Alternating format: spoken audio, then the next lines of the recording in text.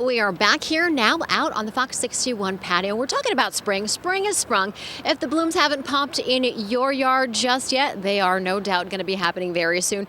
So we're out here talking about what we need to do with Sebi Milano from Winterberry Farms over there in Southington. And we're talking about looking out there. We're checking out our yards, our flower beds, and we're thinking, oh my goodness, where do I start, right? That's correct, and it's what everyone's thinking about right now. So what I did today is brought in a little display of some of the plants that we grow at Winterberry. We actually grow about 60,000 plants a year over there of our own. And when you go to Winterberry, you'll find basically we market two basic products: the Proven Winter brand, which is very highly rated flowers for the home gardener, and our Winterberry grown product. So whether you're interested in Proven Winter or Winterberry, you'll know you're getting a really nice plant and a very healthy and productive plant.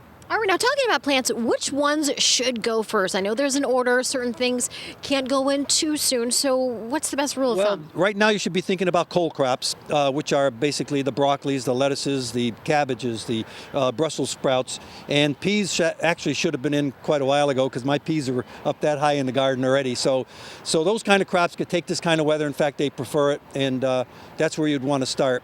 The most important thing that we really advise all our gardeners is to make sure your garden is spectacularly clean to get your season started. We actually advise in the fall to do a real thorough cleaning to get all those leaves and all the debris out, because that's where all the pests, the cutworms, all the little guys that give you heartaches in the summer like to live and winter over because it's nice and warm and dry. All right, so we got to do the spring cleaning inside and then head outside and get that all done nice too, and right? Clean, right. The other thing is when starting your planting, be sure to add lots of compost. Compost is so incredibly important in the garden. Not so much for the nutrients they give, because compost really doesn't have a lot of nutrient value, because by the time it becomes compost, it's pretty leached out. But when you put it into the soil, what happens is it develops a little microbe called a mycorrhizal fungi.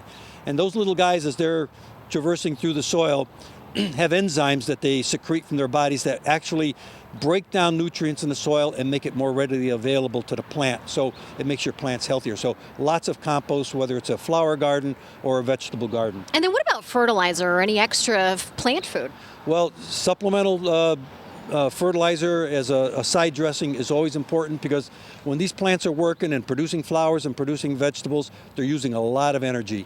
And you need, just like us, the harder we work, the more we need to eat. Same thing for the flowers.